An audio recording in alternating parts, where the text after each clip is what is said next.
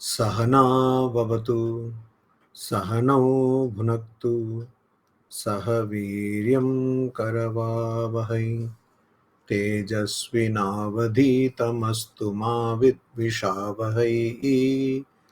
ओम शांति शांति शांति।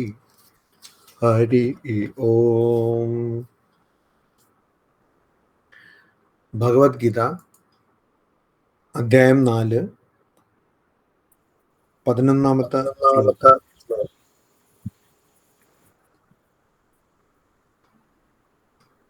യേ യഥാ മാം പ്രപദ്യന്തെ താംസ്തഥൈവ ഭജാമ്യഹം മമ വർത്മ അനുവർത്തന്തെ മനുഷ്യാഃ പാർത്ഥ സർവശഃ.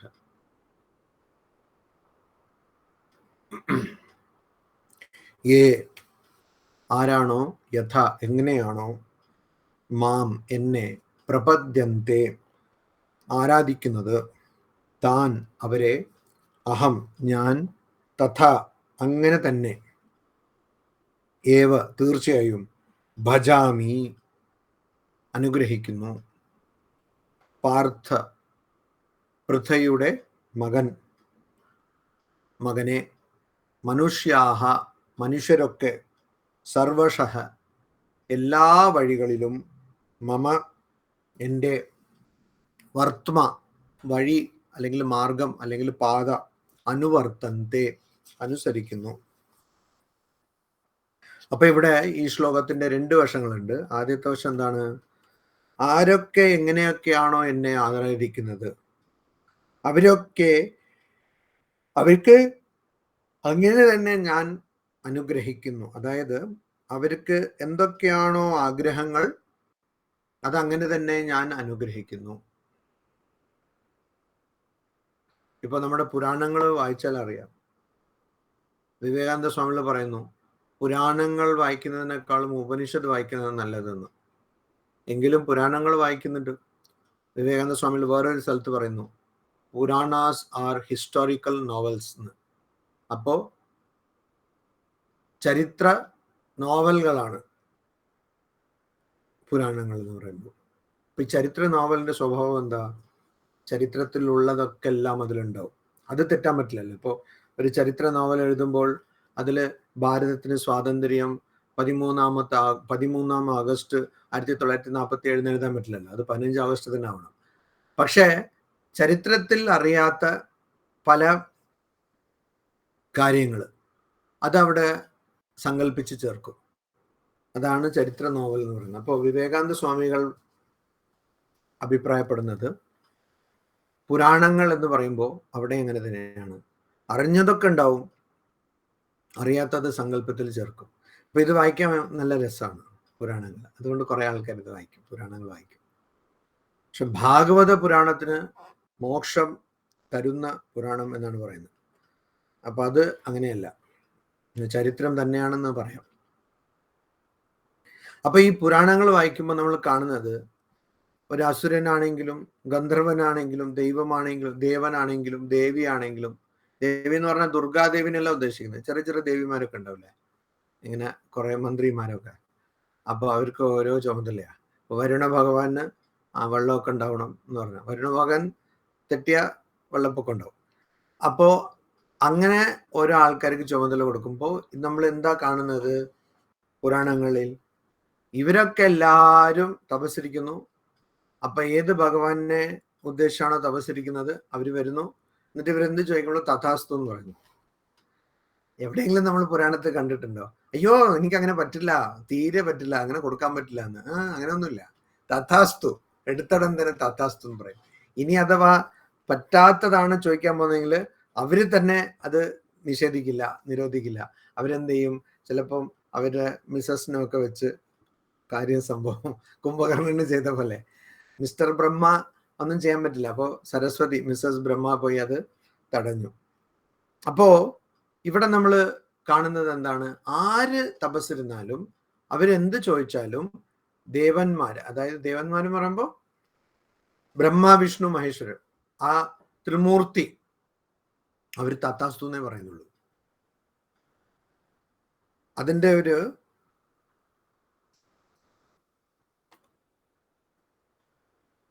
സൂചന അല്ലെങ്കിൽ അതിൻ്റെ ഒരു മർമ്മം നമുക്ക് ഈ ശ്ലോകത്തിൽ മനസ്സിലാക്കാൻ പറ്റും. ഭഗവാൻ എന്താ പറയുന്നത്?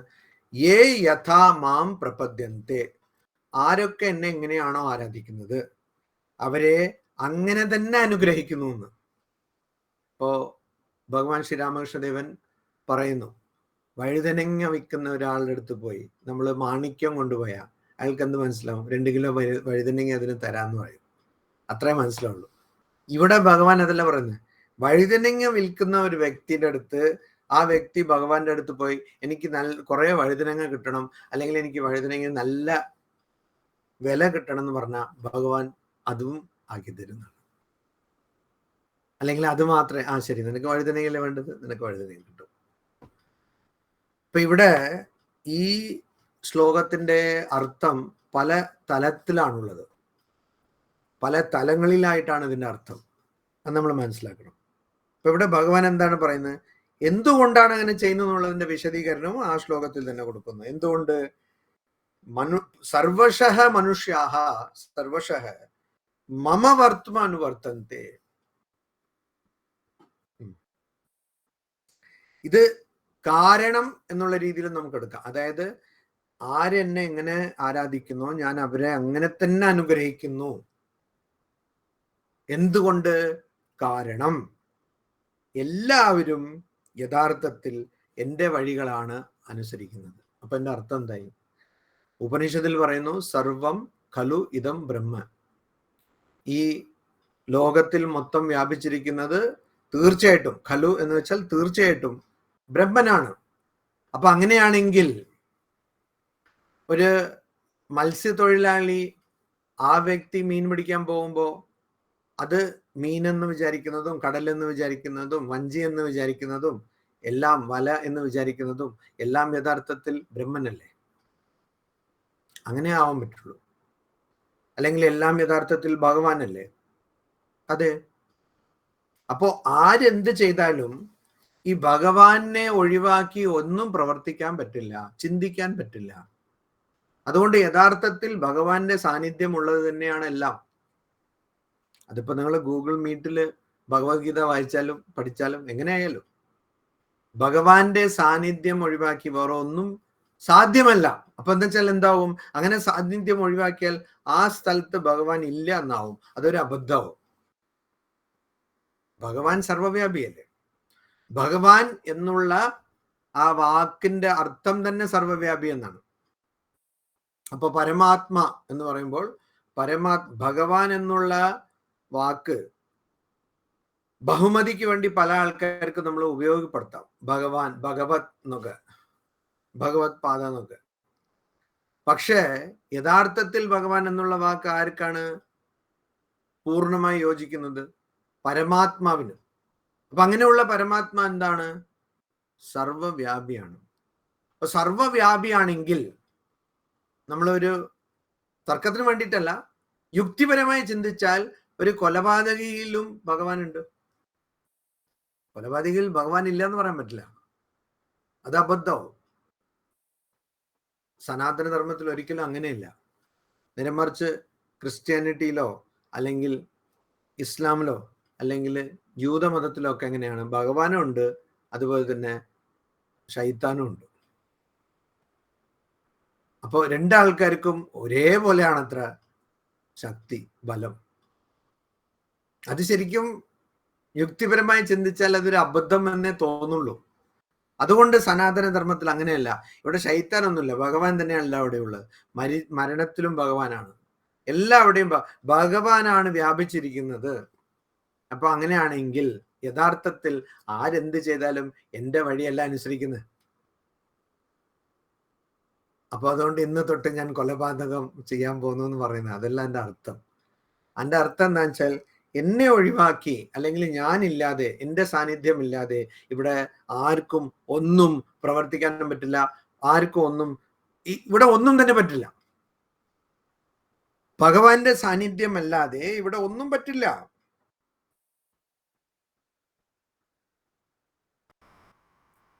മാത്രമല്ല അതിന്റെ വേറൊരു അർത്ഥമുണ്ട്. ഭഗവാൻ എന്ന് പറഞ്ഞാൽ എന്താണ്? ഈ സർവ്വവ്യാപി എന്ന് പറഞ്ഞാൽ എവിടെയൊക്കെ വ്യാപിച്ചിരിക്കുന്നു? പുറത്തും അകത്തും വ്യാപിച്ചിരിക്കുന്നു. അന്തർയാമി എന്നാണ് അതിന് അർത്ഥം. അന്തർയാമി എന്ന് പറഞ്ഞാൽ എന്താണ്? അകത്ത്, അന്തർ അകത്ത്, യാമി എന്ന് പറഞ്ഞാൽ സഞ്ചരിക്കുന്ന. അപ്പൊ അന്തർയാമി എന്ന് വെച്ചാൽ എല്ലാവരുടെയും അകത്ത് സഞ്ചരിക്കുന്ന, അകത്തുള്ള. പ്രത്യക് എന്നുള്ളൊരു വാക്കുണ്ട് സംസ്കൃതത്തിൽ. പ്രത്യക് എന്ന് പറഞ്ഞാൽ അകത്തുള്ള, പ്രത്യേകാത്മ എന്ന് പറയും. അപ്പൊ പ്രത്യേകാത്മ എന്ന് പറഞ്ഞാൽ എന്താണ്? അകത്തുള്ള എന്നാണ് അർത്ഥം. അപ്പൊ ഈ അകത്തുള്ള ആത്മ എന്ന് പറയുമ്പോൾ എന്താണ്? എല്ലാ ജീവികളിലും വ്യാപിച്ചിരിക്കുന്നു ഭഗവാൻ.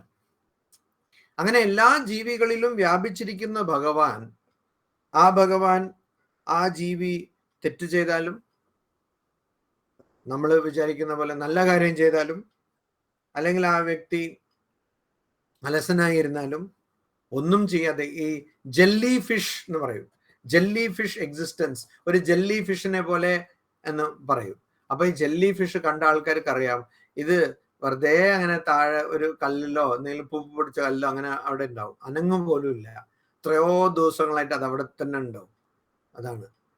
അപ്പൊ ഒന്നും ചെയ്യാത്ത ഒരു ജീവിതം, സ്തംഭിച്ചിരിക്കുന്ന ജീവിതം, അതാണ് ജെല്ലി ഫിഷ് എക്സിസ്റ്റൻസ് എന്ന് പറയുന്നത്. അങ്ങനെ ഒരു ജീവിതം. പക്ഷെ ആ ജീവിതത്തിലും ഭഗവാൻ വ്യാപിച്ചിരിക്കുന്നു. അപ്പൊ അതുകൊണ്ട് എല്ലാവിടെയും ഭഗവാൻ വ്യാപിച്ചിരിക്കുന്നു. അതുകൊണ്ട് ആര് എന്ത് ആഗ്രഹിച്ചാലും ഭഗവാൻ അത് നടത്തി തരുന്നു എന്ന് വെച്ചാൽ എന്താണ്? ഈ ആഗ്രഹിക്കുന്നതും യഥാർത്ഥത്തിൽ അവിടെയും ഭഗവാന്റെ സാന്നിധ്യം ഇല്ലേ? പക്ഷെ എവിടെയാണ് പ്രശ്നം? അത് അവർ തിരിച്ചറിയുന്നില്ല. അതാണ് പ്രശ്നം. എല്ലാരിലും ഭഗവാൻ ഉണ്ട്, ശരിയാണ്. പക്ഷെ എല്ലാരും എന്നിൽ ഭഗവാൻ ഉണ്ട്, എന്നിൽ ഭഗവാൻ കുടിക്കൊള്ളുന്നു എന്നുള്ളത് മനസ്സിലാക്കുന്നുണ്ടോ? ഇല്ല. അതാണ് പ്രശ്നം. അതുകൊണ്ട് ഞാൻ എൻ്റെ എന്നുള്ള അഹങ്കാരം കൊണ്ടും അജ്ഞാനം കൊണ്ട് വരുന്ന അഹങ്കാരം, മമകാരം എന്നുള്ള ഈ ഭാവങ്ങളിൽ നമ്മൾ കുടുങ്ങിയിരിക്കുന്നു. ഭഗവാനാണ് എല്ലാവരുടെയും വ്യാപിച്ചിരിക്കുന്നത് എന്നുള്ളത് മനസ്സിലാക്കിയാൽ നമ്മൾ ഈ ഭാവങ്ങളിൽ കുടുങ്ങില്ല. ഭഗവാനാണ് എല്ലാം എന്ന് മനസ്സിലാക്കും. അപ്പൊ എന്ത് നടന്നാലും, നല്ലതാണെങ്കിലും ചീത്തയാണെങ്കിലും ഒന്നും നടന്നില്ലെങ്കിലും അത് ഭഗവാന്റെ അനുഗ്രഹമാണ് എന്ന് നമ്മൾ മനസ്സിലാക്കും. അപ്പോ ഇതാണ് ഇവിടെ പറയുന്നത്. ചിന്തയും പ്രവർത്തനവും മുഴുവൻ. ഇപ്പൊ ആരെങ്കിലും ആഗ്രഹിക്കുന്നു, എനിക്ക് ഒരു 10 കോടി രൂപ വേണമെന്ന്, വേണ്ട 100 കോടി ആയിക്കോട്ടെ, 100 കോടി വേണമെന്ന് ആഗ്രഹിക്കുന്നു. അപ്പൊ അതും ഭഗവാന്റെ അനുഗ്രഹം കൊണ്ടാണ്. ഒരാൾക്ക് അങ്ങനെ ഒന്നും കിട്ടുന്നില്ല, ഭഗവാന്റെ അനുഗ്രഹം കൊണ്ടാണ് കിട്ടാത്തത്. ഒരാൾക്ക് 50 കോടി വരെയും കിട്ടുന്നു, ഭഗവാന്റെ അനുഗ്രഹം കൊണ്ടാണ്. ഒരാൾക്ക് 1000 കോടി കിട്ടുന്നു, ഭഗവാന്റെ അനുഗ്രഹം കൊണ്ടാണ്. എന്തുകൊണ്ട്? ഭഗവാൻ ഇല്ലാതെ ചിന്തയോ പ്രവർത്തനമോ അല്ലെങ്കിൽ ഏതെങ്കിലും ഒരു വിഷയമോ ഏതെങ്കിലും ഇന്ദ്രിയങ്ങളുടെ വിഷയമോ, അത് കാഴ്ചയാകാം, സ്പർശമാവാം, രുചിയാവാം, ശബ്ദമാവാം, അങ്ങനെ എന്തും ഭഗവാൻ ഇല്ലാതെ സാധ്യമല്ല. അതുകൊണ്ട് ഭഗവാൻ തന്നെയാണ് എല്ലാം നമുക്ക് അനുഗ്രഹിച്ചു തരുന്നത്. കാരണം ഭഗവാൻ ഇല്ലാതെ ഒന്നുമില്ല. അപ്പോ ആരെന്ത് ചെയ്താലും യഥാർത്ഥത്തിൽ അതെന്താണ്? അത് ഭഗവാന്റെ വഴി തന്നെയാണ്. പക്ഷേ ഇത് പറഞ്ഞുകൊണ്ട് ഒരാള് എന്ത് തെറ്റും ചെയ്യാന്ന് വിചാരിച്ചാൽ അത് പറ്റില്ല. കാരണം ആ വ്യക്തിക്ക് ഈ ഭഗവാൻ എല്ലാവിടെയും സർവവ്യാപിയായി നിൽക്കുന്നു എന്നുള്ള ബോധം ആ വ്യക്തിക്കില്ല എന്നാണ്. അങ്ങനെ ബോധം ഉണ്ടായാൽ ആ വ്യക്തി തെറ്റ് ചെയ്യില്ല. തെറ്റ് എന്ന് നമ്മൾ വിചാരിക്കുന്നത് എന്താണ്? ഞാൻ എൻ്റെ എന്നുള്ള ഭാവങ്ങൾ കൊണ്ട് ചെയ്യുന്ന പ്രവർത്തനങ്ങൾ കൂടെയാണ്, അതിലാണ് തെറ്റെന്നാണ് സംഭവിക്കുന്നത്. നിസ്വാർത്ഥപരമായ പ്രവർത്തനത്തിൽ ഒരിക്കലും തെറ്റ് സംഭവിക്കില്ല. അതുകൊണ്ട് ഞാൻ എൻ്റെ എന്നുള്ള ഭാവങ്ങളിലൂടെ, ആ ഭാവങ്ങളിലൂടെ ചെയ്താൽ മാത്രമേ തെറ്റ് സംഭവിക്കുള്ളൂ. അപ്പൊ അതുകൊണ്ട് ഭഗവാൻ എല്ലായിടത്തിലും, എല്ലാ ജീവിയിലും, എല്ലാ വിഷയങ്ങളും വ്യാപിച്ചിരിക്കുന്നു എന്നുള്ള തിരിച്ചറിവുള്ള വ്യക്തിക്ക് ഒരിക്കലും തെറ്റ് ചെയ്യാൻ പറ്റില്ല. അതുകൊണ്ട് ഭഗവാനാണ് എല്ലാവരുടെയും വ്യാപിച്ചിരിക്കുന്നത്, അത് നമ്മൾ അറിയണം. അതുകൊണ്ട് ആരെന്ത് ചോദിച്ചാലും, അന്നത്തെ കാലത്ത് ഈ ബ്രിട്ടീഷുകാര് ഭാരതത്തിൽ വന്നപ്പോൾ അവർക്ക് സ്ഥിരം ഉള്ള ഒരു കാര്യം അവർ കാണിച്ചു. എന്താണ്? ഏതൊരു സ്ഥലത്ത് പോയാലും ഇവരിൽ എന്താണ് പൊട്ട, എന്താണ് ചീത്ത, എന്താണ് മോശം എന്നുള്ളതിനെ കുറിച്ച് ഒരു വലിയ വിശദ പഠനം നടത്തുവരും. അതെല്ലാവിടെ എങ്ങനെയാ? എല്ലാവിടെ എങ്ങനെയാ? ഓസ്ട്രേലിയ പോയാലും അങ്ങനെയാ, അമേരിക്ക പോയാലും അങ്ങനെയാ. എങ്ങനെയാ, ഇതിലൊക്കെ എന്താ മോശം, പിന്നെ അതൊക്കെ നമ്മൾ എങ്ങനെ തിരുത്താം എന്നുള്ളതാണ്. ഒരാളുടെ നന്മ, ഒരു സമൂഹത്തിന്റെ നന്മ കാണാനുള്ളത് അവർ പഠിച്ചിരുന്നില്ല. അവരുടെ ജീവിത ശൈലിയോട് യോജിക്കാത്ത എല്ലാം മോശമാണെന്ന്. അപ്പൊ അങ്ങനെ ഭാരതത്തിൽ വന്നപ്പോൾ ഓരോ സ്ഥലത്തും എന്തൊക്കെയാണ് മോശം എന്നുള്ളതിനെ കുറിച്ച് വളരെ മാന്യമായി പാണ്ഡിത്യപൂർവമായി അവര് പഠനം നടത്താൻ തുടങ്ങി. അങ്ങനെ നടത്തുമ്പോൾ അവര് ഈ മധ്യഭാരതത്തിൽ കുറച്ച് അങ്ങോട്ട് കിഴക്കോട്ട് അങ്ങനെ ചില സ്ഥലത്ത് ചില ആൾക്കാര് പാരമ്പര്യമായി കൊള്ളയടിക്കുന്നത് അവർ കണ്ടു. എന്നിട്ട് അതിനെക്കുറിച്ച് വിശദ പഠനം നടത്തി. അപ്പൊ അവർക്ക് ഹിന്ദിയിലെ പേര് ഠഗ് എന്നാണ്. ഠഗ് എന്ന് വെച്ചാൽ ഹിന്ദിയിൽ ഒരു വാക്കുണ്ട്, ഠഗ്ന എന്ന് വെച്ചാൽ പറ്റിക്കുന്നതെന്നാണ് അർത്ഥം ശരിക്കും. അപ്പൊ ഈ ഠഗ് എന്ന് പറഞ്ഞുള്ള ആൾക്കാര് അവര് കൊള്ളയടിക്കുമായിരുന്നു. അപ്പൊ പക്ഷെ കൊള്ളയടിക്കുന്ന മുമ്പ് അവരെന്ത് ചെയ്യും?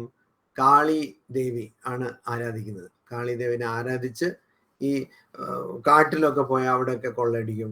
അങ്ങനെ, അതാണ് ഠഗ്. അപ്പൊ ഇങ്ങനെ അത് ഇംഗ്ലീഷിൽ അവർ എഴുതിയപ്പോൾ THUGI അത് ഠഗ് എന്നായി പോയി. ഏതായാലും പോട്ടെ. ഠഗ്സ് ഓഫ് ഇന്ത്യ എന്ന് പറഞ്ഞ ഒരു വളരെ പഠനങ്ങൾ ഒരുപാട് നടത്തിയിട്ടുണ്ട്. അവരെങ്ങനെയാണ് ആരാധിക്കുന്നത്, എങ്ങനെയാണ് അവർ ചെയ്യുന്നത്, അപ്പൊ ഇവർക്കൊന്നും സംസ്കാരമില്ല, ഭാരതീയர்களൊക്കെ എങ്ങനെയാണ് എന്നൊക്കെ പറഞ്ഞിട്ട്. പക്ഷെ അവിടെ ഞാൻ എന്തിനാ ഇത് പറയുന്നത് വെച്ചാൽ അവര് ആരാധിച്ചിട്ടാണ് കൊള്ളയടിച്ചത്. അതാണ് സനാതന ധർമ്മത്തിന്റെ പാരമ്പര്യം. അതും ആരാധിക്കും. അത് പോട്ടെ, ഞാൻ എപ്പോഴും പറയാറുള്ള ഒരു കാര്യം എന്താ വെച്ചാൽ ഈ മദ്യപിക്കുന്ന ആൾക്കാരില്ലേ, ഈ മദ്യപിക്കുന്ന ആൾക്കാര് ഞാൻ ചെറുപ്പത്തിൽ കാണാമായിരുന്നു. മദ്യപിക്കുന്ന ആൾക്കാർ ഇങ്ങനെ മദ്യം ഗ്ലാസ്സിൽ ഒഴിച്ചിട്ട് അവര് ഒരു തുള്ളി എടുത്ത് ഇങ്ങനെ ഇടും. ഞാൻ കുറെ സ്ഥലത്ത് പറഞ്ഞു. എനിക്ക് അത് കാണുമ്പോൾ എന്താ വെച്ചാൽ അത് ഞാൻ ചോദിച്ചു, ഇതെന്താ ചെയ്യുന്ന വെച്ചാല് അതൊരു ഓഫറിംഗ് ആണ് അത്ര, മദ്യപാനിന്റെ ഓഫറിംഗ്. അപ്പൊ നമ്മുടെ സംസ്കാരത്തിലെ, സനാതന ധർമ്മത്തിന്റെ സംസ്കാരത്തിലെ എല്ലാറ്റിനും ഒരു ഓഫറിംഗ് ഉണ്ട്. എല്ലാം കുറച്ച് ഭഗവാൻ ആദ്യം നിവേദിച്ചിട്ടേ ഒന്നും ചെയ്യുള്ളൂ. അപ്പോ അതാണ് ഇവിടെ പറയുന്നത്, എല്ലാവിടെയും വ്യാപിച്ചിരിക്കുന്നു. അതുകൊണ്ട് നീ എന്ത് വിചാരിക്കുന്നു, ഇപ്പൊ മദ്യമാണ് വേണമെന്ന് വിചാരിച്ചാൽ അങ്ങനെ അനുഗ്രഹിക്കും. അതങ്ങനെ നമുക്ക് വിചാരിക്കാം എന്നാണ് എൻ്റെ അർത്ഥം. കാരണം നമ്മൾ അനുഗ്രഹിച്ചൊന്നും വിചാരിച്ചില്ലെങ്കിലും എന്താണ് യഥാർത്ഥത്തിൽ അവിടെ എന്താ സംഭവിക്കുന്നത്? ആ മദ്യത്തിൽ ഭഗവാൻ ഇല്ലേ? ഉണ്ട്. അല്ലെങ്കിൽ അബദ്ധം. അത് ഭഗവാൻ ആ സ്ഥലത്തില്ല എന്ന് പറഞ്ഞാൽ ഭഗവാന് ഒരു അതിർത്തി ഉണ്ടെന്നും പരിമിതി ഉണ്ടെന്നും ആവും. അത് അബദ്ധമാണ്. അപ്പോ ഭഗവാൻ അവിടെ ഉണ്ട്, പക്ഷെ അത് നമ്മൾ അറിയുന്നില്ല. അതുകൊണ്ട് നീ എന്ത് ചെയ്താലും യഥാർത്ഥത്തിൽ എൻ്റെ സാന്നിധ്യം ഒഴിവാക്കി നിനക്ക് ചെയ്യാൻ പറ്റില്ല. അപ്പോ നമ്മൾ വിചാരിക്കുന്നു എന്ത്, ചില ആൾക്കാർക്ക് മാത്രം ഭഗവാൻ നല്ലോണം അനുഗ്രഹിക്കുന്നു, ചില ആൾക്കാർക്ക് ഇങ്ങനെ മോശമായിരിക്കുന്നല്ലോ എന്ന്. അപ്പോൾ പൊതുവെ ആർക്കെങ്കിലും എന്തെങ്കിലും ദുരിതം സംഭവിച്ചാൽ അവരെന്ന് പറയും, എന്നോട് ഇത് ചെയ്യേണ്ടതായിരുന്നു, ഇത് വല്ലാത്തൊരു ഇതായി പോയി, ഭഗവാൻ എന്നോട് ഇങ്ങനെ കാണിച്ചല്ലോ എന്ന്. പിന്നെ ഈ ഭക്തന്മാരുടെ അടുത്തൊക്കെ ഇങ്ങനെ ചെയ്ത് പറഞ്ഞു, ഞാൻ എത്ര വർഷമായിട്ടാണ് ഈ സ്വാമിമാരുടെ ലെക്ചറൊക്കെ കേട്ടോണ്ടിരിക്കുന്നത്, ആശ്രമമൊക്കെ പോയിക്കൊണ്ടിരിക്കുന്നത്, എന്നോട് ഇത് വേണ്ടിയിരുന്നോ എന്ന്. ചിലപ്പോൾ ഭഗവാൻ പറയും ലെക്ചർ കേട്ടത് കൊണ്ട് അങ്ങനെ ചെയ്ത അല്ല. അതായത് ഈ ഭഗവാൻ അങ്ങനെ ചെയ്തു എന്നാണ് വിചാരിക്കുന്നത്. അല്ല, കഠോപനിഷത്തിൽ പറയുന്നുണ്ട് നമ്മളെ. അപ്പോ നമ്മൾ നന്മ തിരഞ്ഞെടുത്താൽ നമുക്ക് നന്മ കിട്ടും. നമ്മൾ സുഖം അല്ലെങ്കിൽ സുഖകരമായ കാര്യങ്ങൾ തിരഞ്ഞെടുത്താൽ നമുക്കത് കിട്ടും. അപ്പൊ അവിടെ പ്രേയഃ ശ്രേയഃ എന്ന് 2 വാക്ക് പറയുന്നത്. ശ്രേയസ് എന്ന് പറഞ്ഞാൽ നമുക്ക് നന്മ, പ്രേയ എന്ന് പറഞ്ഞാൽ നമുക്ക് പ്രിയമായുള്ള, പ്രിയപ്പെട്ട, അല്ലെങ്കിൽ നമുക്ക് നല്ലതായി തോന്നുന്ന, നന്മയാകണമെന്നില്ല. ഒരു ഡയബറ്റീസ് രോഗിക്ക് മധുരം കഴിക്കുന്നത് വളരെ ഇഷ്ടമായിരിക്കും, പക്ഷെ അതുകൊണ്ട് നന്മ ഉണ്ടാവില്ല. അപ്പോ അത് നമ്മളാണ് തിരഞ്ഞെടുക്കുന്നത്. ഭഗവാൻ ഇവിടെ ശരിക്കും ഒരു പാരപക്ഷവും ഇല്ലാതിരിക്കുന്നു. നമ്മൾ എന്താണോ ആഗ്രഹിക്കുന്നത് അത് ഭഗവാൻ ചെയ്യും. കാരണം ആഗ്രഹിക്കുന്നതും ഭഗവാന്റെ സാന്നിധ്യം ഇല്ലാതെ പറ്റില്ലല്ലോ. ഒരു ചിന്തയിലും ഭഗവാന്റെ സാന്നിധ്യം ഇല്ലാതെ പറ്റില്ലല്ലോ. അപ്പൊ എന്തുകൊണ്ടാണ് ഭഗവാന്റെ അനുഗ്രഹം മാറുന്നത്? ഒരു വ്യക്തിക്ക് നല്ലതേ കിട്ടുന്നു, വേറെ വ്യക്തിക്ക് എപ്പോ നോക്കിയാലും പ്രശ്നം ഉണ്ടാവുന്നു എന്ന് വെച്ചാൽ അത് ആ വ്യക്തിയുടെ തിരഞ്ഞെടുപ്പാണ്, ആ വ്യക്തിയുടെ തീരുമാനമാണ്. അപ്പൊ അതെങ്ങനെ ആരെങ്കിലും മോശമാകണം എന്ന് തീരുമാനിക്കോ? ഇല്ല. പക്ഷേ തെറ്റായ പ്രവർത്തനങ്ങളുടെ അങ്ങനെയാവും. മോശ പ്രവർത്തനങ്ങളുടെ ഫലം എന്താണ്? മോശമേ ഉണ്ടാവുള്ളൂ. തിന്മയുടെ ഫലം തിന്മ തന്നെയാണ്, നന്മയുടെ ഫലം നന്മ തന്നെയാണ്.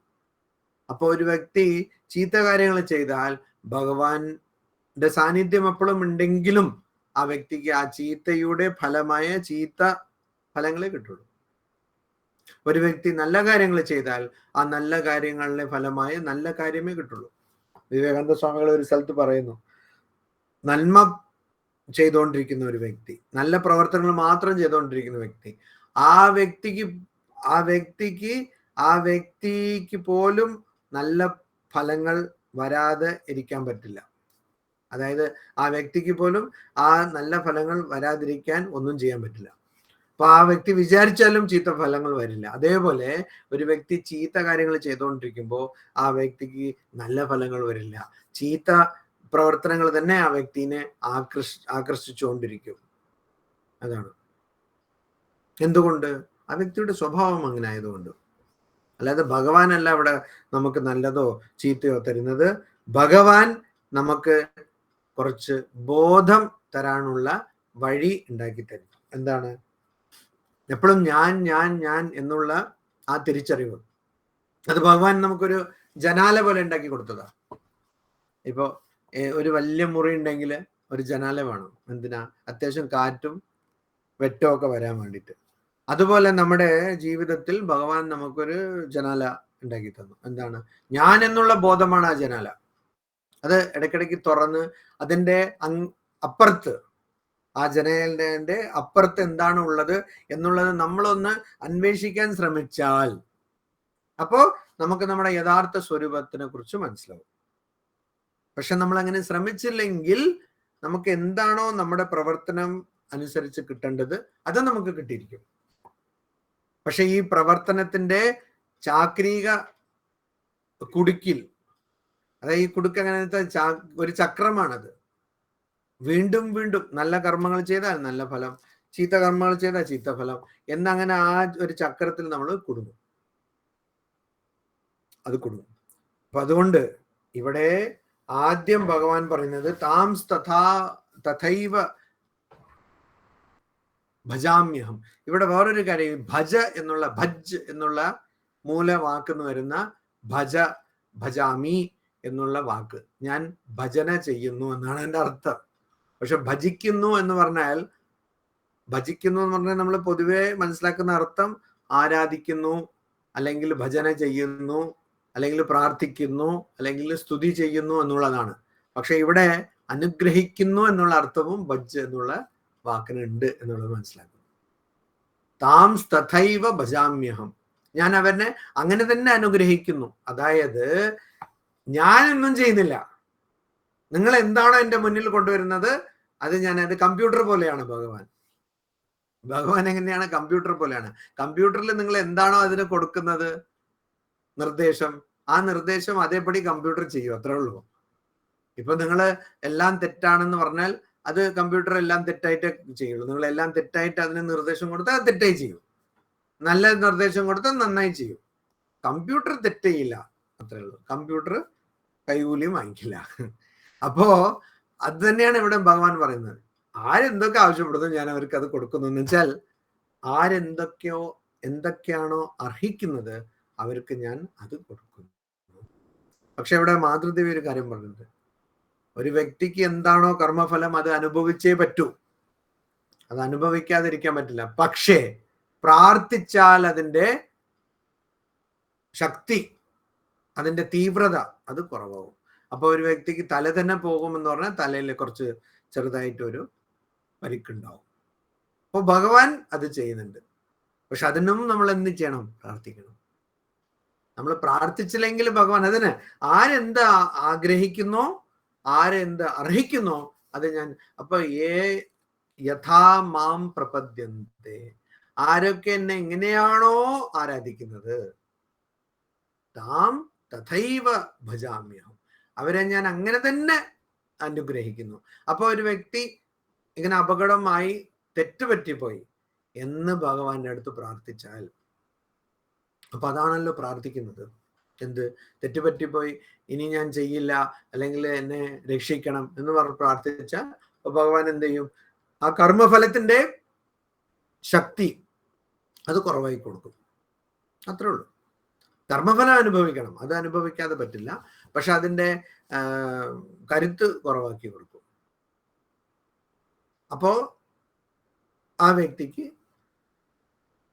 സഹിക്കാൻ പറ്റുന്ന രീതിയിൽ കർമ്മഫലമാകും. അപ്പൊ ആ വ്യക്തി അങ്ങനെ ഉണ്ട്. അപ്പൊ ഇത് വളരെ പ്രധാനപ്പെട്ട ഒരു ശ്ലോകമാണ്. പക്ഷെ അതെപ്പോഴാണ് വരുന്നത്? ഞാൻ എപ്പോഴും പറയാറുള്ളത് എന്താണ്? ഭഗവത്ഗീതന്റെ ഓരോ ശ്ലോകത്തിന്റെ തൊട്ടു മുമ്പിലുള്ള ശ്ലോകത്തോടും തൊട്ടടുത്ത് വരുന്ന ശ്ലോകത്തോടും ഒരു ബന്ധമുണ്ട്. ആ ബന്ധം മനസ്സിലാക്കിയാൽ നമുക്ക് ഇതിന്റെ മർമ്മം മനസ്സിലാവും. എന്താണ് ഇവിടെ? വീതരാഗ ഭയക്രോധ മന്മയ മാം ഉപാശ്രിതാഹ ബഹവോ ജ്ഞാന തപസ പൂത മദ്ഭാവമാഗത. ആരൊക്കെയാണോ ആസക്തി, ഭയം, ക്രോധം എന്നുള്ളതിൽ നിന്ന് മുക്തരായി എന്നെ തന്നെ ആശ്രയിച്ചിരിക്കുന്നത്, എന്നിൽ തന്നെ ലയിച്ചിരിക്കുന്നത്, അവര് ഈ ജ്ഞാനത്തിന്റെ തപസ് കൊണ്ട് ശുദ്ധരായി.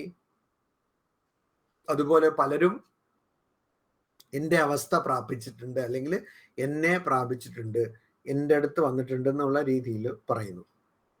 അപ്പൊ ഇവിടെ എന്താണ്? അതിന്റെ തൊട്ടടുത്ത് തന്നെ, തൊട്ടടുത്ത ശ്ലോകത്തിലാണ് ഇത് പറയുന്നത്. യഥാമാം പ്രപദ്യന്തേ. അപ്പൊ ഇത് കേൾക്കുമ്പോ ആരൊക്കെയാണോ ഭയത്തിൽ നിന്ന് മുക്തരായി, പിന്നെ ക്രോധത്തിൽ നിന്ന് മുക്തരായി, അനാസക്തരായി, എന്നിൽ തന്നെ ലയിച്ചുകൊണ്ട് എന്നെ ആരൊക്കെയാണോ ജ്ഞാനത്തിലൂടെ ശുദ്ധരായിരിക്കുന്നത് അവര് എന്നെ പ്രാപിക്കുന്നു എന്ന് പറഞ്ഞു കഴിഞ്ഞിട്ട് ആരൊക്കെ എന്തൊക്കെ ആവശ്യപ്പെടുന്നു ഞാൻ അവർക്ക് അതിനെ കൊടുക്കുന്നു എന്ന് പറഞ്ഞ എന്തർത്ഥം? അപ്പൊ അതിന്റെ അർത്ഥം എന്താണ്? ഈ ആദ്യം പറഞ്ഞ കാര്യങ്ങളൊക്കെ, അതായത് രാഗമില്ലാത്തത്, ആസക്തി ഇല്ലാത്ത അവസ്ഥ, ഭയമില്ലാത്ത അവസ്ഥ, ക്രോധം, ദേഷ്യം, കോപമില്ലാത്ത അവസ്ഥ, പിന്നെ എപ്പോഴും സദാ ഭഗവാന്റെ ചിന്തയിൽ തന്നെ ലയിച്ചിരിക്കുന്ന, ഭഗവാനെ തന്നെ ആശ്രയിച്ചിരിക്കുന്ന അവസ്ഥ, ശുദ്ധമാകുന്ന അവസ്ഥ, ഭഗവാനെ പ്രാപിക്കുന്ന അവസ്ഥ, ഇതൊക്കെ തന്നെ ഭഗവാനെ ആരാധിച്ചാൽ നമുക്ക് കിട്ടും. യഥാ മാം പ്രപദ്യന്തേ താം തഥൈവ ഭജാമ്യം. തൊട്ടടുത്താണ് പറയുന്നത്. അപ്പൊ ഇതെങ്ങനെ കിട്ടും എന്ന് ചോദിക്കല്ലോ. ഈ അവസ്ഥ എങ്ങനെയാണ് നമ്മൾ പ്രാപിക്കുന്നത് എന്നൊരു ചോദ്യം വരില്ലേ സ്വാഭാവികമായി. ഇതിനെന്താ വഴി? എങ്ങനെയാണ് നമ്മൾ ഭയമുക്തരാകുന്നത്? എങ്ങനെയാണ് നമ്മൾ അനാസക്തരാകുന്നത്? എങ്ങനെയാണ് നമ്മൾ ക്രോധത്തിൽ നിന്ന് മുക്തരാകുന്നത് എന്ന് ചോദിക്കുമ്പോൾ ഒന്നും ചെയ്യണ്ട, അത് എൻ്റെ അടുത്ത് ആവശ്യപ്പെട്ടാൽ മതി, ഞാൻ അതങ്ങനെ തന്നെ ചെയ്തു തരും. അത്രേ ഉള്ളൂ.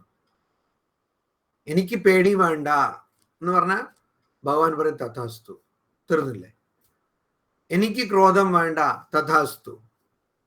എനിക്ക് ആസക്തി വേണ്ട, തഥാസ്തു. എനിക്ക് ശുദ്ധനാകണം. ഇതിപ്പോ ഭഗവാൻ ശ്രീരാമകൃഷ്ണ ദേവൻ സാധന ചെയ്തുകൊണ്ടിരിക്കുമ്പോൾ കാളിയുടെ അടുത്ത് പോയി എന്താ പറഞ്ഞത്? വിദ്യ എടുത്തോളൂ, അവിദ്യ എടുത്തോളൂ, എനിക്ക് ശുദ്ധ ഭക്തി തരൂ, ശുദ്ധ ഭക്തി തരൂ. എല്ലാം എടുത്തോളാൻ പറഞ്ഞു, പക്ഷെ എനിക്ക് ശുദ്ധ ഭക്തി തരണം. അപ്പൊ ശുദ്ധനാക്കണം എന്നെ, ശുദ്ധമാകട്ടെ ഞാൻ.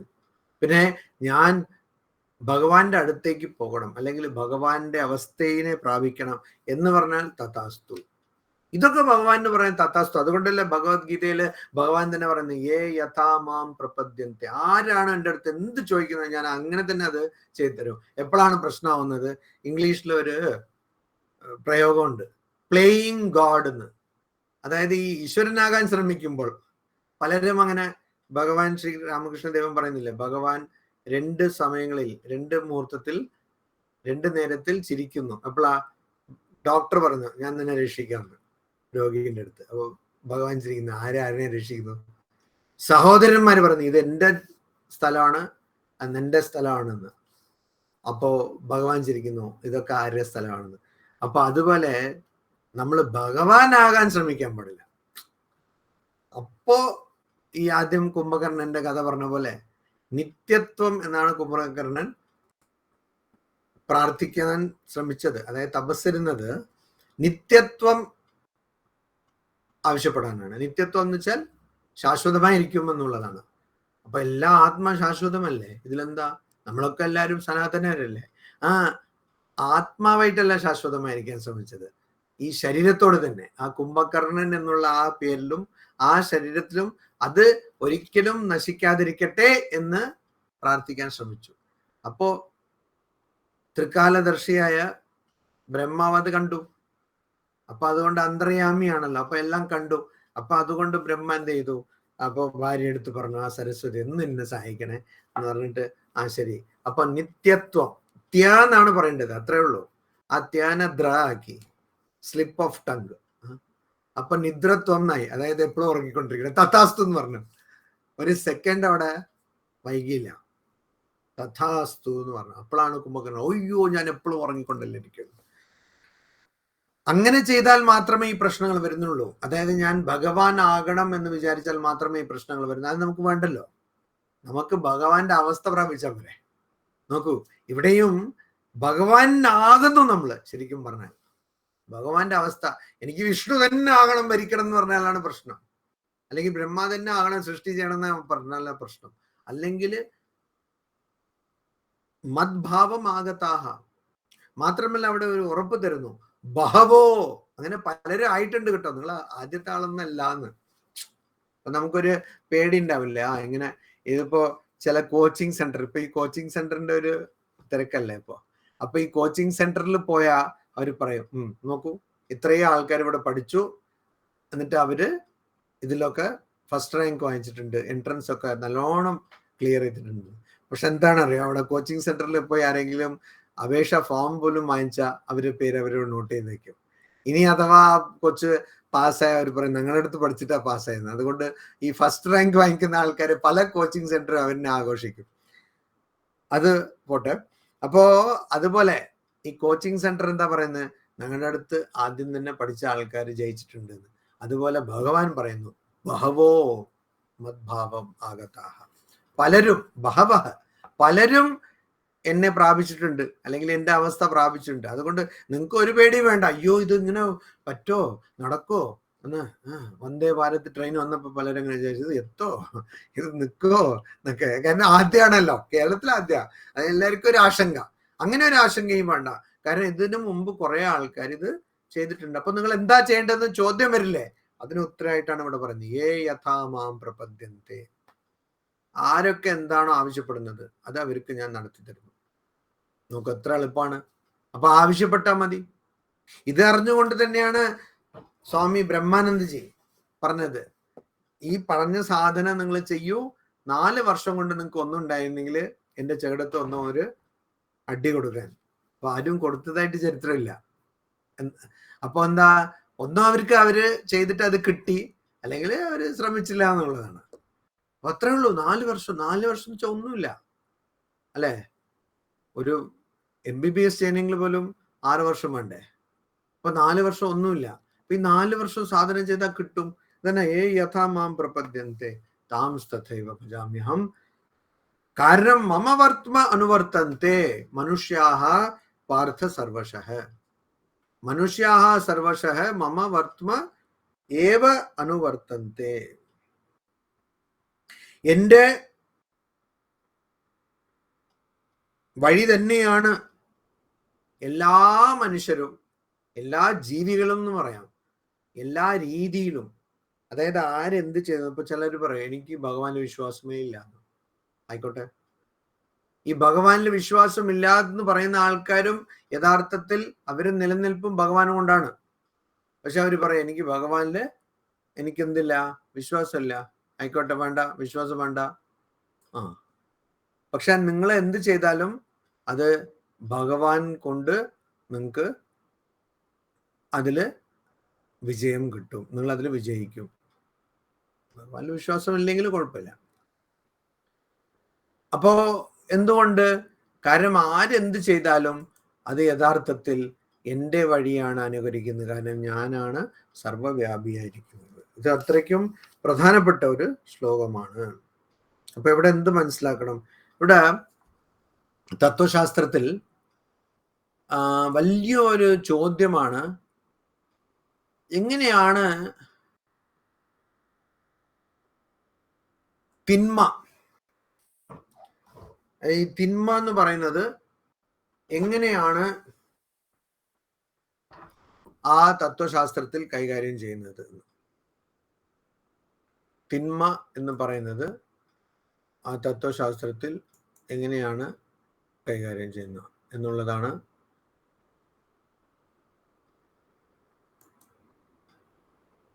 ചോദ്യം. അതിന് ഇംഗ്ലീഷിൽ അതിനൊരു വാക്കുണ്ട്, തിയോഡിസി എന്ന് പറയും. THEODICY, തിയോഡിസി. എന്നുവെച്ചാൽ എന്താണ്? ഈ തിന്മയുടെ തത്വശാസ്ത്രം. ഇത് വലിയൊരു ചോദ്യമാണ്.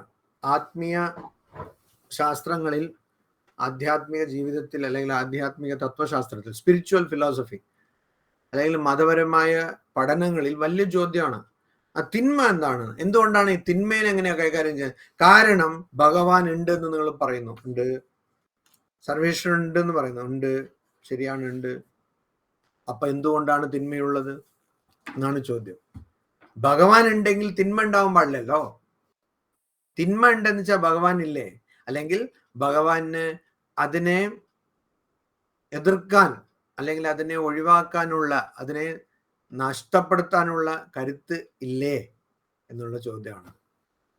ഇതാണ് ചോദ്യം. അപ്പൊ അത് ക്രിസ്തു മതത്തിലായാലും ഇസ്ലാമിലായാലും യൂതമതത്തിലായാലും അങ്ങനെ ബൗദ്ധ മതത്തിലും എല്ലാ മതത്തിലും ഈ ചോദ്യമുണ്ട്. അപ്പൊ ഹിന്ദു മതത്തിൽ അല്ലെങ്കിൽ സനാതന മതത്തിൽ, സനാതന ധർമ്മത്തിൽ ഈ ചോദ്യത്തിന്റെ ഉത്തരമാണ് ഈ ശ്ലോകത്തിലുള്ളത്. എന്താണ് തിന്മ? തിന്മ എങ്ങനെയാണ് നമ്മുടെ വഴിയിൽ അല്ലെങ്കിൽ സനാതന ധർമ്മത്തിൽ എങ്ങനെയാണ് തിന്മയെ കൈകാര്യം ചെയ്യുന്നത്? ഭഗവാൻ ഉണ്ടല്ലോ, ഉണ്ട്. അപ്പൊ ഭഗവാൻ ആര് പോയി ചോദിച്ചാലും അത് തരും. നല്ലതായാലും തരും, ചീത്തയായാലും തരും. അപ്പൊ ഭഗവാൻ അങ്ങനെ ചീത്തയായ കാര്യം തരോ എന്ന് ചോദിച്ചാൽ ഇവിടെ പറയുന്നത് എന്താ വെച്ചാൽ, നിങ്ങൾ എങ്ങനെയാണോ പ്രവർത്തിക്കുന്നത് നിങ്ങൾക്ക് അങ്ങനെ തന്നെ ഫലം കിട്ടും. അപ്പൊ ഇവിടെ തിന്മ എന്ന് പറയുന്നത് യഥാർത്ഥത്തിൽ ഒരു ജീവിയുടെ കയ്യിലാണ്, ഭഗവാന്റെ കയ്യിലല്ല. അപ്പൊ ഭഗവാൻ എന്ത് ചെയ്യുന്നു? ഒരു കോടതിയിലെ ഒരു ജഡ്ജ് പോലെ, ജഡ്ജിനെ അറിയാം ആരാണ് ശരി ചെയ്തത്, ആരാണ് തെറ്റ് ചെയ്തത്, ആരാണ് യഥാർത്ഥത്തിൽ കുറ്റവാളി, ആരാണ് യഥാർത്ഥത്തിൽ അപരാധി എന്ന് ജഡ്ജിന് അറിയാം. പക്ഷെ ജഡ്ജിന്റെ അടുത്ത് എന്ത് വരണം? തെളിവ് വരണം. തെളിവ് വന്നാൽ ആ തെളിവ് എന്താണോ പറയുന്നത് ജഡ്ജ് അതിനനുസരിച്ച് വിധി പറയും. അതുപോലെ എൻ്റെ അടുത്ത് ആര് വന്ന് എന്ത് ആവശ്യപ്പെടുന്നോ ഞാൻ അവർക്ക് അത് തന്നെ അനുഗ്രഹിക്കുന്നു. എന്ന് വെച്ചാൽ നമ്മൾ എന്താണോ കർമ്മം ചെയ്യുന്നത് അതിനനുസരിച്ച് നമുക്ക് ഫലം കിട്ടും. അപ്പോൾ ഇതാണ് സനാതന ധർമ്മത്തിൻ്റെ തിന്മയുടെ ശാസ്ത്രം, ഫിലോസഫി ഓഫ് ഈവിൽ, അല്ലെങ്കിൽ പ്രോബ്ലം ഓഫ് ഈവിൽ. ഈ തിന്മ എന്നുള്ള പ്രശ്നം ധർമ്മത്തിലും മതത്തിലും ഒക്കെ വലിയ പ്രശ്നമാണ്. കാരണം ഭഗവാനുണ്ട്. അതുകൊണ്ട് ഞാൻ ആദ്യം പറഞ്ഞല്ലേ, ആൾക്കാർ പറയും ഞാൻ ഇത്രയും വർഷം ഇത്രയും കൊല്ലം ഭഗവാനെ ആരാധിച്ചത് കൊണ്ട് എന്ത് പ്രയോജനം ഉണ്ടായി, എനിക്കും കൊറോണ വന്നല്ലോ.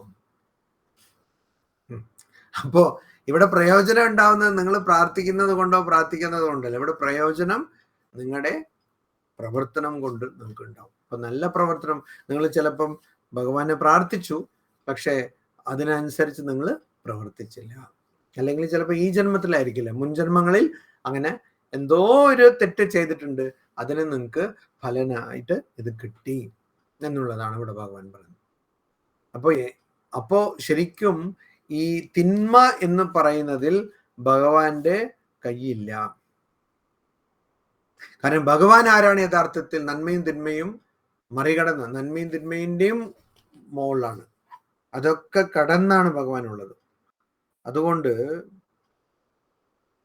ഇത് പലരും പറയില്ലേ, ഭഗവാൻ ചിലരടുത്ത് പാരപക്ഷം കാണിക്കുന്നു, ചിലരടുത്ത് മാത്രം ഇതായിരിക്കുന്നു, ഞങ്ങളുടെ അടുത്തൊക്കെ വളരെ മോശമായി പെരുമാറുന്നു എന്നൊക്കെ. അപ്പോൾ ഭഗവാൻ അങ്ങനെയല്ല എന്നുള്ളതാണ് ഇവിടെ ഭഗവാൻ ശ്രീകൃഷ്ണൻ പറയുന്നത്. നമുക്ക് തോന്നുന്നു ചില ആൾക്കാർക്ക് ജ്ഞാനം കിട്ടുന്നു, അപ്പൊ ബാക്കി ആൾക്കാർക്ക് കിട്ടിക്കൂടെ? അപ്പൊ അവരത് ആഗ്രഹിക്കുന്നില്ല, അത്രേ ഉള്ളൂ. മഹാപുരുഷന്മാര് സ്വാമി ശിവാനന്ദജീൻ്റെ അടുത്ത് ഒരു ദിവസം ഒരു സ്വാമിജി ചോദിച്ചു, സ്വാമിജി നിങ്ങൾക്ക് എല്ലാവർക്കും ഈ മോക്ഷം കൊടുത്തൂടെ, മുക്തി കൊടുത്തൂടെ? അപ്പൊ സ്വാമിജി പെട്ടെന്ന് വളരെ ഗാംഭീര്യത്തോട് പറഞ്ഞു, അതെ, ഞാൻ കൊടുക്കാൻ ആഗ്രഹിക്കുന്നു, പക്ഷെ ആരും ആവശ്യപ്പെടുന്നില്ല, ആരും വന്ന് എൻ്റെ അടുത്ത് ചോദിക്കുന്നില്ല എനിക്ക് മുക്തി വേണം, മോക്ഷം വേണം. അതാണ്. അപ്പൊ യേ യഥാ മാം പ്രപദ്യന്തെ താം തഥൈവ ഭജാമ്യം. അതുകൊണ്ട് ഇവിടെ തെറ്റ് ഭഗവാന്റെ അല്ല, തെറ്റ് നമ്മുടെയാണ്. നമ്മൾ എന്താ ആഗ്രഹിക്കുന്നോ നമുക്ക് അത് തന്നെ കിട്ടുന്നു.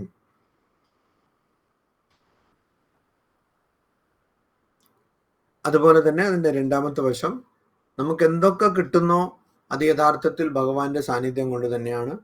ആ സ്ഥലത്തിലും ആ സമയത്തിലും ആ വിഷയത്തിലും എല്ലാവിടെയും ഭഗവാൻ വ്യാപിച്ചിരിക്കുന്നത് കൊണ്ട് അവിടെയും ഭഗവാൻ വ്യാപിച്ചിരിക്കുന്നു. അതുകൊണ്ട് നമുക്ക് അപ്പൊ നമ്മൾ ഇതിന് ഒരുപാട് ശ്രമിക്കും, കിട്ടില്ല. പലരും ചില നിസ്സാര കാര്യങ്ങൾക്ക് ശ്രമിക്കും, പക്ഷെ കിട്ടില്ല. ഒരുപാട് ശ്രമിച്ച് അവസാനം മടുത്തപ്പോൾ ചിലപ്പോൾ കിട്ടും. അപ്പൊ എന്തുകൊണ്ടാണ്? അത് നിങ്ങളുടെ കർമ്മഫലം കൊണ്ടാണ്. അപ്പൊ നിങ്ങളും അങ്ങനെ എന്തെങ്കിലും ചെയ്തിട്ടുണ്ടാവും, അല്ലെങ്കിൽ ആർക്കെങ്കിലും അങ്ങനെ എന്തെങ്കിലും തടസ്സപ്പെടുത്തിയിട്ടുണ്ടാവും. അപ്പൊ അതുകൊണ്ട് നിങ്ങൾക്കും ഇങ്ങനെ തടസ്സങ്ങൾ വരുന്നു. പക്ഷെ അത് നിങ്ങളുടെ പ്രാരബ്ധ കർമ്മഫലം കൊണ്ടാണ്. ഇപ്പൊ ആവശ്യമുള്ള, എങ്ങനെയാണോ ഒരു കോടതിയിൽ ജഡ്ജി തെളിവുകൾ ഉണ്ടായിരുന്നാൽ ആ തെളിവിനനുസരിച്ച് വിധി പറയുന്നത്, അതുപോലെ തന്നെ ആവശ്യമുള്ള സാഹചര്യങ്ങൾ, അതിന് അനുകൂലം എന്താണോ നിങ്ങൾ ആവശ്യപ്പെടുന്നത് അതിനുള്ള സാഹചര്യം ഉണ്ടായാൽ ഭഗവാനും നിങ്ങൾക്ക് അത് അനുഗ്രഹിക്കും. അപ്പൊ ഭഗവാൻ അനുഗ്രഹിക്കുന്നത്, അപ്പൊ അങ്ങനെ ഭഗവാൻ അനുഗ്രഹിക്കും എന്ന് വെച്ചാൽ എല്ലാവരും അനുഗ്രഹിച്ചൂടെ എന്നുള്ള ഒരു ചോദ്യം വരില്ല. യേ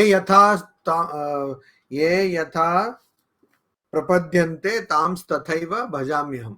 ആരൊക്കെ എങ്ങനെയാണോ പ്രാർത്ഥിക്കുന്നത് അവർക്ക് അങ്ങനെ തന്നെ ഞാൻ അനുഗ്രഹിക്കുന്നു പറഞ്ഞ സ്വാമിജി, ഞാൻ എത്ര ദിവസമായിട്ട് 1000 കോടി വേണം 1000 കോടി ഒന്നും പ്രാർത്ഥിക്കുന്നു, അങ്ങനെ ഒന്നും അനുഗ്രഹിക്കുന്നില്ലല്ലോ, എല്ലാവരും പ്രാർത്ഥിക്കുന്നില്ലേ? അപ്പൊ ആരൊക്കെ എന്തൊക്കെ പ്രാർത്ഥിക്കുന്നു അവർക്ക് അനുഗ്രഹിച്ച അതാണ് അതിന്റെ രണ്ടാമത്തെ വശം. അത് ശരിയാണ്, പക്ഷേ അതിനുള്ള സാഹചര്യം ഉണ്ടാവണം. അപ്പൊ ഒരാൾ വെറുതെ ഇങ്ങനെ പ്രാർത്ഥിച്ചുകൊണ്ടിരുന്നു, അത്ര എനിക്ക് ലോട്ടറി, ഇത് ഞാൻ ആദ്യം പറഞ്ഞിട്ടുണ്ടെന്ന് തോന്നുന്നു, എനിക്ക് ലോട്ടറി വേണം എന്ന് ഒരു 10 വർഷമായിട്ട്. പിന്നെ ഒരു ദിവസം അയാൾ തെറ്റി, അയാൾ ദേഷ്യപ്പെട്ടു. അയാൾ പറഞ്ഞു, ഞാൻ 10 വർഷമായിട്ട് ഇങ്ങനെ പ്രാർത്ഥിച്ചുകൊണ്ടിരിക്കുന്ന ലോട്ടറി വേണം, എനിക്കൊരു ലോട്ടറി വിടാം. അപ്പോൾ ഒരു അശരീരി വന്നത്ര, വിഡ്ഢി, ആദ്യം ലോട്ടറി ടിക്കറ്റ് വാങ്ങിക്കുന്നത്. ലോട്ടറി ടിക്കറ്റ് വാങ്ങിക്കണ്ടേ, അപ്പോഴല്ലേ ലോട്ടറി കിട്ടുള്ളൂ. അപ്പൊ അതുപോലെ പരീക്ഷയിൽ പാസ്സാവണം എന്ന് പ്രാർത്ഥിച്ചാൽ മാത്രം പോരാ, പരീക്ഷയിൽ പഠിക്കണം. അപ്പൊ അതാണ് ഇവിടെ അതുമാണ്. ഒരു വ്യക്തി പ്രാർത്ഥനയിൽ ഒതുക്കിയാൽ പോരാ, ആ വ്യക്തി അതിന് അധ്വാനിക്കണം. അധ്യവസായ, അതിന് അധ്വാനിക്കണം.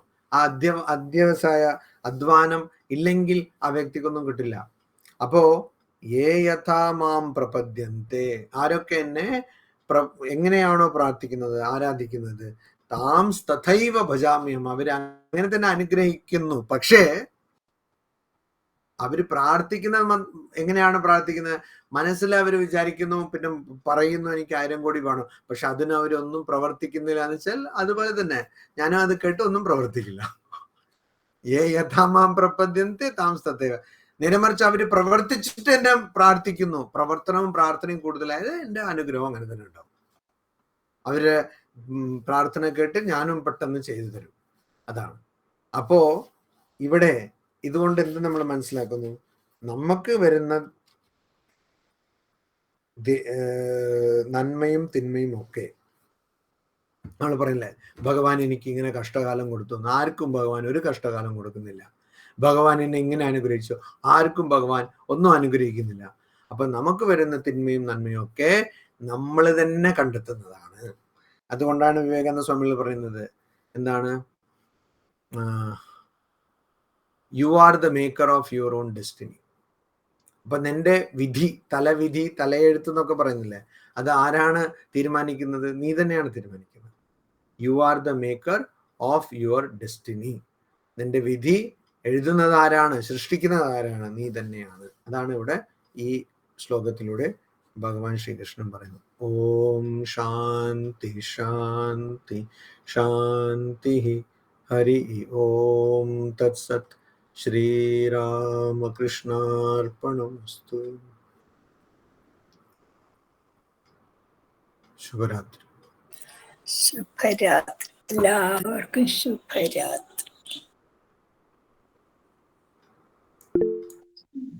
ജയ് ശ്രീരാമകൃഷ്ണ.